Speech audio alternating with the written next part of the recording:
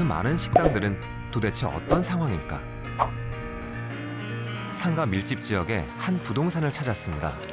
시선이라는 프로그램인데 자영업자를 좀 찍으려고 하고 있어요. 불교비는 지금 다 안 되니까 안 되는 데가 어디 있어요? 다 안 되는데. 그럼 새도 많이 다운됐겠네요. 저희는 안 내리죠. 거의 안 내려요. 그래도 들어온다는 얘기네요. 들어오죠.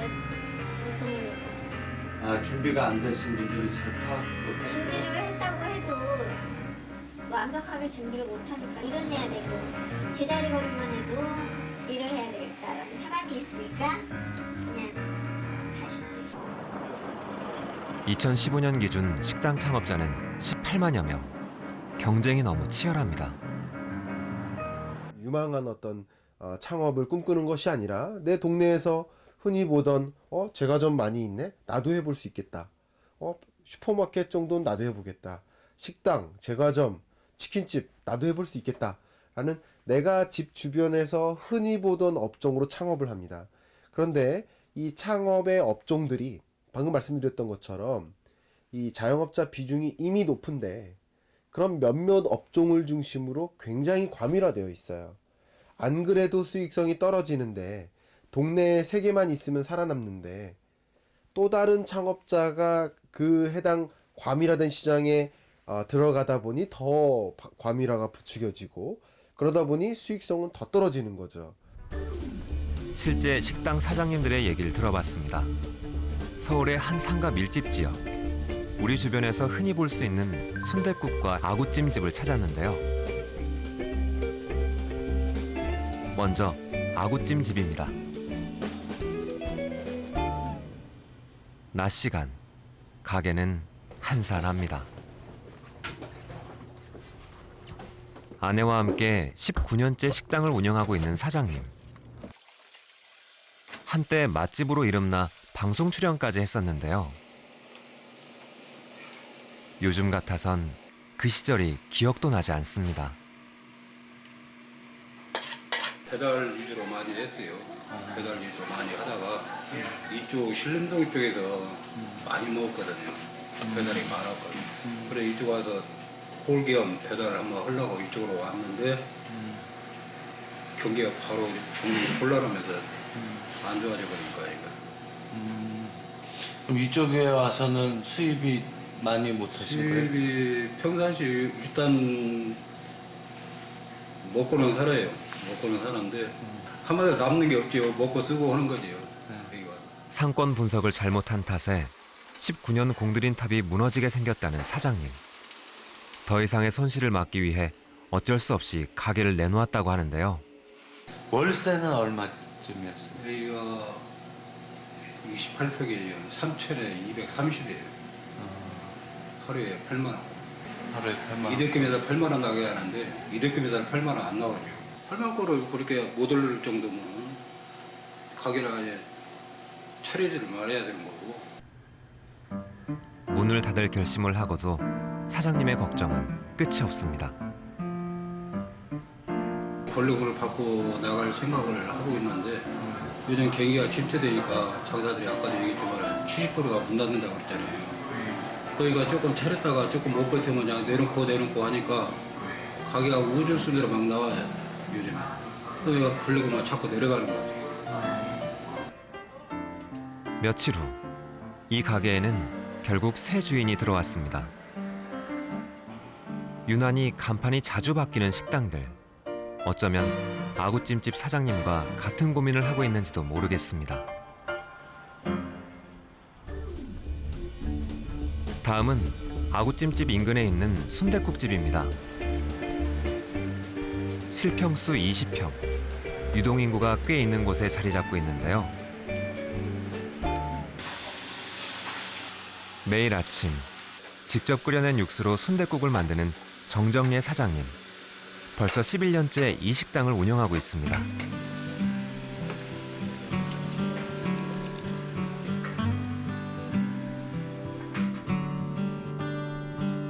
순댓국은 한국인의 소울푸드라 해도 과언이 아니죠. 뜨끈한 국물이 생각날 때면 이만한 음식이 또 없는데요. 가게가 오래된 만큼 이 근방에선 꽤 알려져 있습니다. 주변에도 뭐 순대국집이 몇 군데 있는데 거기를 마다하고 얘기를 왔어요. 뭐 소문 들어서 오긴 왔는데 와 보니까 뭐 여기 들어있는 부수물이라든지 제 입맛에 맞는 것 같아서 좀 괜찮았어요. 든든하게 한 끼 먹고 싶을 때 자주 오는 편입니다. 맛은 좀 어떠세요? 맛은 밑반찬이나 뭐 메인 요리나 되게 괜찮아요. 주변이랑 비교해 보면 훨씬 더 괜찮은 것 같아요. 가격 쪽이나. 메뉴는 순댓국만이 아닙니다. 손님들의 다양한 취향에 맞추기 위해 제육볶음, 김치찌개 등의 다양한 메뉴를 팔고 있습니다. 제육 다 됐다.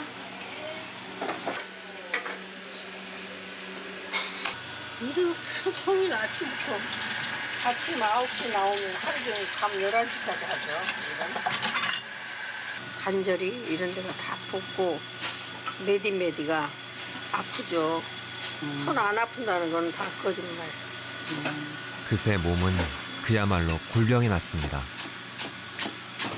식당 하는 사람들은 다 고생해요. 식당은 진짜 중노동이거든요. 이같이 노동일이 없어요. 그렇다고 그렇잖아. 이게 개봉 사람은 이거 안 하지. 못 모르고 뛰어들어가지고 또 성공하는 확률이 없잖아요. 20%도 안 되잖아요. 치열한 경쟁에서 살아남기 위한 대안은 가격. 순댓국이 단돈 5,000원입니다. 음식값도 이제 여기에 이 수준에 비싸게 받으면 또 손님이 안 되고 예. 그러니까 적게 이제 싸게라도 팔아가지고 손님을 이렇게 이제 해 나가고 남는 것도 없어요. 적자만 안 나면 그냥 뜯어먹는다 생각하고. 그 어쨌든 인건비는 가져가셔야 될 거 아니에요. 인건비, 내 인건비가 안 나와. 안 나오신다고? 그러면은 그냥 본전치기라고 보시면 그렇다고 봐요. 그러니까 빚만 안 지면 다행이다 하고 그냥 운영하는 거예요. 하루 12시간 이상의 중노동을 하면서도 수입이 한 푼도 없다는 사장님. 과연 뭐가 문제인지 가게를 조금 지켜보기로 했습니다. 우선 손님 수부터 세어봤는데요. 1명, 2명, 3명, 4명.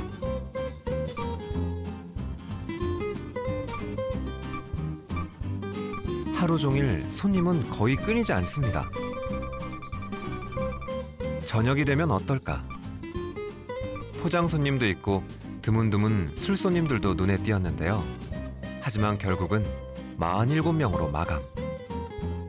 사장님도 아쉬움을 뒤로하고 퇴근을 하시는데요. 그렇다면 오늘 사장님은 얼마나 벌었을까요? 평균 객단가를 5,000원으로 잡았을 때 하루 매출이 23만 5천 원.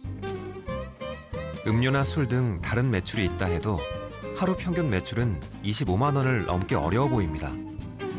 일주일에 한 번 휴일을 빼면 한 달 매출은 대략 600만 원. 이 가게의 월세가 250만 원입니다.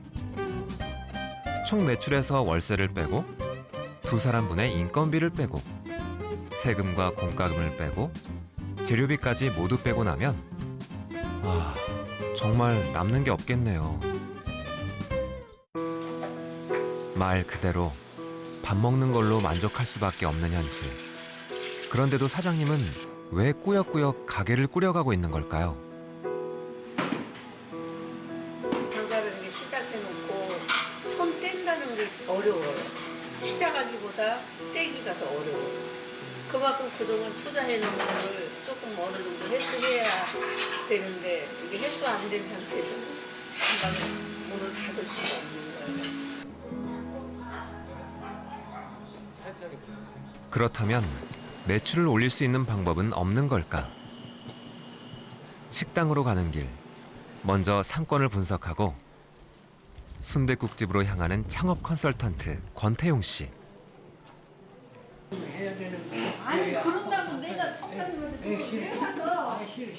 식당 안에서 눈에 가장 먼저 들어온 건 다름 아닌 메뉴판입니다. 닭볶음탕이나 그런 거는 좀 뺐으면 하는 마음이죠. 이 돼지로 하는 뭐 제육볶음 이 정도까지는 사실 김치찌개도 좀 그래요. 가격이 이게 안 맞을 것 같아요. 안 맞아요 지금. 이거 알아요. 안 남아요. 예, 안 남지 않은데 이 주위가 너무 음식값이 싸요. 아, 주변이? 예. 어쩔 수 없지? 예, 요 길만 건너면 백반을 4,000원밖에 안 받아. 네. 그러니 우리가 상대를 할 수가 없는 거예요. 어머님, 저는 생각이 그렇습니다. 얘를 6,000원 올리고 1,000원어치 순대를 주세요.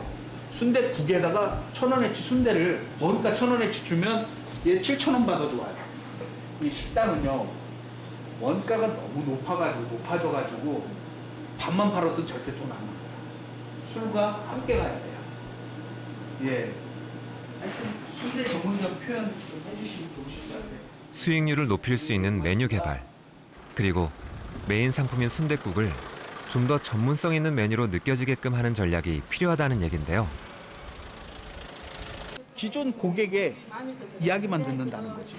다른 분들은 어떻게 생각할 거라는 생각을 안 하시는 거예요. 아, 오시는 분들은 아, 괜찮아, 이 정도면 돼, 이런 이야기를 해주시니까 그거에 그냥 젖어 계신 거예요. 틀림없이 순대가 잘 먹힐 사건이에요. 하지만 소규모 식당의 사장님들이 마케팅의 전문성을 갖추기란 참 쉽지 않습니다.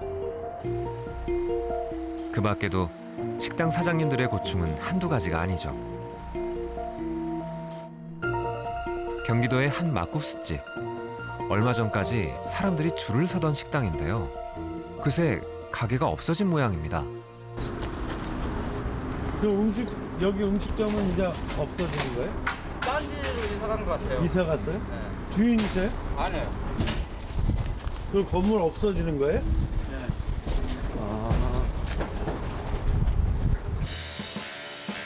잘 나가던 식당이 왜 없어진 걸까? 주인이 이사 갔다는 동네를 찾아가 봤습니다.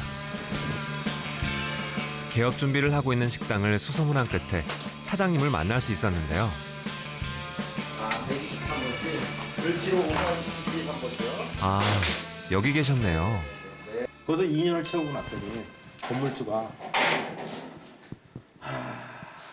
2천에 200 하던 월세를 5천에 뭐 300이라고 그러던가 그때? 뭐 달라는 것 같아가지고 참 고생하다가 옆집이 또 나오더라고요. 얘기의 요지인즉 장사가 잘 되자 건물주가 월세를 올려달라고 했고 그 때문에 이사를 간 옆 건물에서도 또다시 그와 비슷한 일을 겪었다는 겁니다. 뭐 주말이면 한 100명씩 그냥 기다리다 가버리고 그러면 어떻게 또 안팎이 150석인데 그 150석도 모자라가지고 이제 마당에다 천막을 깔아놓고 이런 경우도 생기고 이러다 보니까 건물주가 되는 사람이 뭐 갑자기 건물을 짓겠다는 거예요 또. 결국은 단골 손님을 다 뺏긴 채 처음부터 다시 시작하기로 했다는 사장님. 식당으로 돈을 벌기가 쉽지 않은데 산 넘어 산.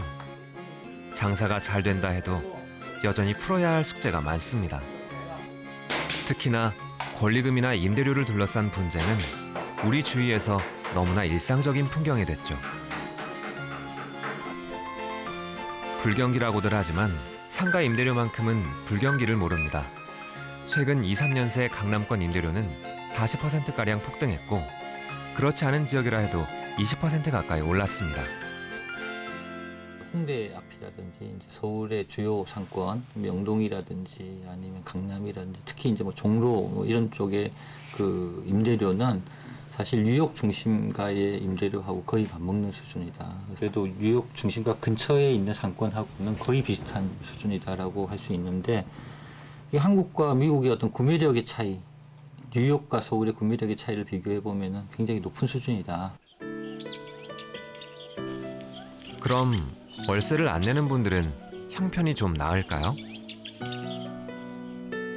자신의 건물에서 식당을 운영하는 전애순 사장님. 식당을 시작한 지 무려 30년. 그동안 고생도 많았습니다. 이자도 비쌌어요. 막 연 11% 막 이랬었으니까. 서울 사는 시누이가 있었는데 가게 나갈 때까지 문만 열어놓고 있어라. 그리고 간병인을 하러 다 들어갔었어요. 입양 간병인. 그런 것도 다 해봤어요, 저는. 가게 하시면서? 갈비집, 치킨집 등 여러 식당을 두루 거쳐 5년 전 이 오리집을 열었습니다.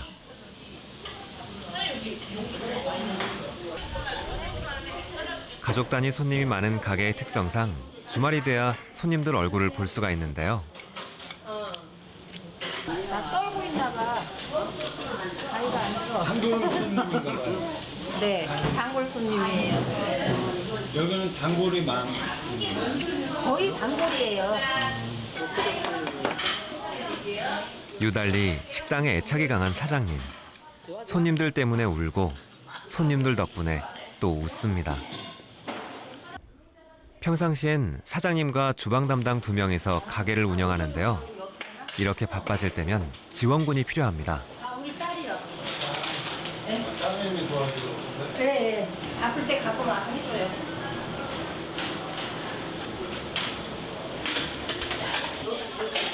이모 그릇이요. 마음 같아선 사람을 더 쓰고 싶지만 가족들의 무료 봉사 없이는 가게를 유지하기가 어려운 게 현실이죠. 장사 안 된다고 막 그러면 그래도 그 집은 집세 안 내잖아 그러는데 또 내 집에서 해보니까 집세는 아무것도 아니더라고. 옛날에 나 삼겹살 갈비집 할 적에는 100만 원 예를 들어 100만 원 판다. 그러면은 갈비집 같은 경우는 그때 당시 한 5, 60% 잘 남았죠. 지금은 100만 원 판다. 4분의 1? 사실 요즘 식당 사장님들의 고민거리 중 하나는 하늘 높은 줄 모르고 치솟는 식재료 가격입니다. 지난 5, 6년간 거의 모든 식재료가 2배 이상 올랐고 그중에서도 당근 가격은 5배가 넘게 뛰었습니다. 그러다 보니 늘 아등바등 한숨 돌릴 겨를이 없습니다. 항상 일하시는 엄마였어요. 너무 막 열심히만 사는 거 아닌가 이제 그런 생각을 좀 하죠. 그래서 그런 부분이 조금 미안하죠. 30년 전부터 한시도 쉼없이 가게를 운영해온 사장님. 막 이렇게 줄 서 있는 집들 보면 그게 그렇게 부럽고 난 언제 저런 장사 해보나. 돈이 없어서 엄마한테 돈 부탁하면은 아버지가 그랬어요. 이 빚은 은행 돈은 토요일도 없고 일요일도 없단다. 그 생각. 돌아가셨는데 그게 무섭더라고요. 지금도 장사 안 되면 빚질까 봐 겁나요. 아직도 뭐 크게 여유 있고 그런 건 아닌데.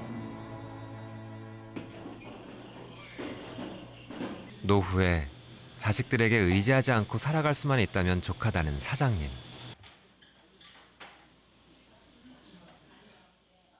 자, 오늘은 과연 발 뻗고 잘 수 있을까요?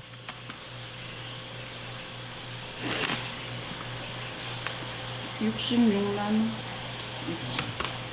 50만 원 넘었네요.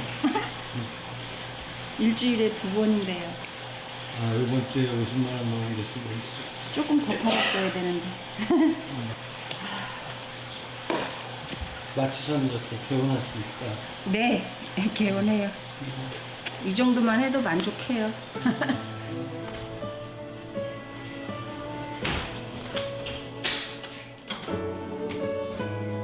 식당 사장님들의 평균적인 수입은 일반적으로 200만 원이 채 안 됩니다.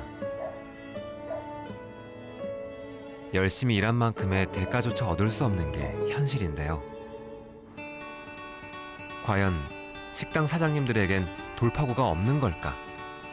서울의 한 대학가에서 식당으로 성공한 한 사장님을 만났습니다.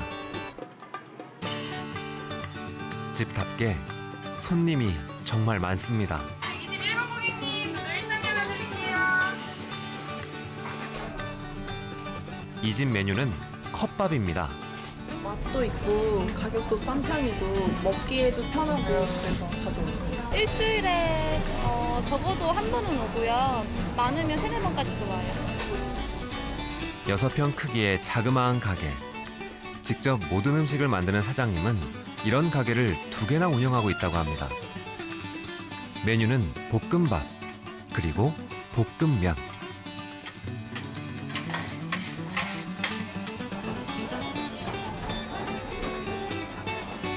먹기에 간편하고 또 푸짐하다는 점 때문에 젊은 대학생들에게 인기가 많은데요. 매운맛도 있고 해서 중독성이 있고요. 3,500원 이렇게 하나 먹으면 배도 부르고 친구들이랑 학교 다니면서 먹을 때는 빨리 먹어야 되고 시간도 없고 또 돈도 그렇게 항상 많이 쓸 수 있는 건 아니니까. 무엇보다 3,500원이라는 착한 가격. 그리고 입맛에 맞게 맛을 조절할 수 있다는 것도 큰 매력이죠. 다른 쪽 대학가에 오픈을 해가지고 거기는 한번 실패를 했어요. 주방장이 수시로 바뀌거나 어떤 전문성이 없다면 단골도 생길 수 없고 맛이 갈 때마다 틀리면은 당연히 장사가 잘 될 수가 없어요. 예. 실제로 그런 과정을 겪어봤기 때문에 굉장히 그게 중요하다고 생각합니다. 그런데 과연 이렇게 조그마한 가게에서 3,500원짜리 컵밥을 팔아 얼마나 버는 걸까요? 네네. 수입이요? 웬만한 그냥 월급쟁이 그 1년치 연봉 정도 한 달에 버는 것 같아요. 아, 1년 연봉 네. 한 달에 네. 많이 벌 수 있는 거네요. 그렇죠. 도대체 어떻게 그런 일이 가능한 거죠? 실제 가게를 지켜본 결과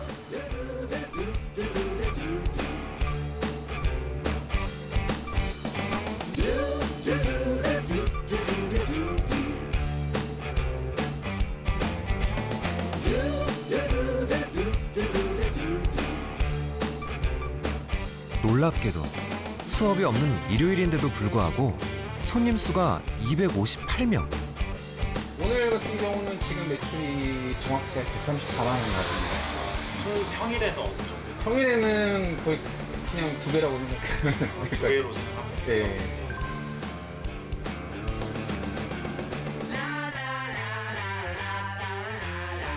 주인이 가져가는 이익이 3분의 1, 그다음에 재료비가 3분의 1, 그다음에 나머지 3분의 1 인건비, 임대료, 기타 잡비. 딱 보통 이렇게 구성이 되거든요. 근데 그 정도 구성이 나온다는 거는 매출이 어느 정도 됐을 때 한 2,500에서 3,000만 원 정도는 나와야지 월. 만약에 그 이하로 떨어지게 되면은 인건비나 임대료는 거의 고정 비용이기 때문에 상대적으로 자기가 가져갈 수 있는 순이익이나 그런 건 떨어져요. 반짝이는 아이디어로 학생들의 입맛을 사로잡은 컵밥. 작은 가게, 최소한의 인건비, 깐깐한 제품 관리로 나이 40에 성공에 이른 고정호 씨. 과연 그가 생각하는 식당의 성공 비결은 무엇일까요? 아무래도 작은 규모로 시작하면 리스크가 적죠. 투자금이나 전반적인 직원 운영도 그렇고. 실패해도 타격이 없다. 그렇다면 뭐 괜찮은데 보통은 그렇지 않잖아요. 대출 받고 자기 돈 끌어오고 처음이시면 좀 작게 차려서 이렇게 경험을 좀 쌓아서 장사가 잘 되면 천천히 넓혀가는 방법이 좋은 것 같아요.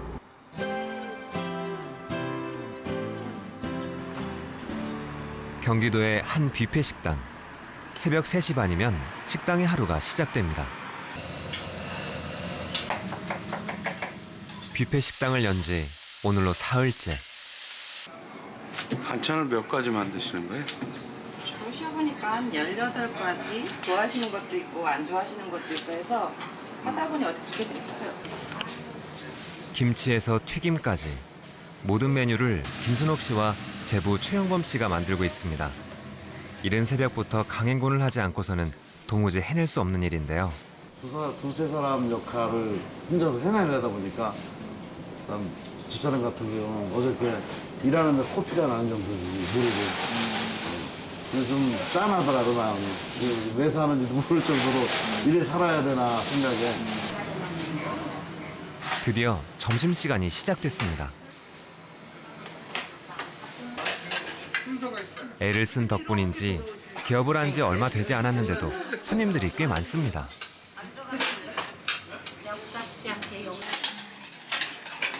18가지 우리 한식 차례 6,000원씩 한다는 부분이 참 고민 많이 했었어요.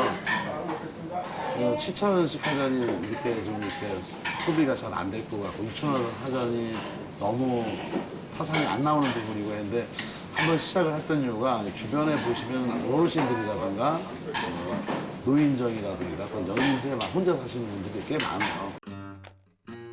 6,000원이라는 저렴한 가격 덕분에 손님은 많지만 몸은 고달픕니다. 인건비를 줄이기 위해 45평 규모의 한식 뷔페를 4명이서 운영하는 상황. 하루 종일 눈, 코 뜰 새 없이 바쁘죠. 밤 11시는 돼야 짬이 납니다. 이렇게 아침에 매면 되지, 얘들아. 그래, 다음에 와. 나도 편하게. 왜 오지 말라 그러신 거예요? 친구들 적응이 많이 완벽해요. 서서 움직이면은 애들이 별로 안 좋아할 것 같아. 나부터도 그럴 것 같아요. 가장 친한 친구가 이렇게 일한다 그러면 진짜 눈물 날 것 같아. 올해 나이 50. 아이들도 다 컸고 이제 인생을 좀 즐기고 싶지만 아직은 여유가 생기질 않네요.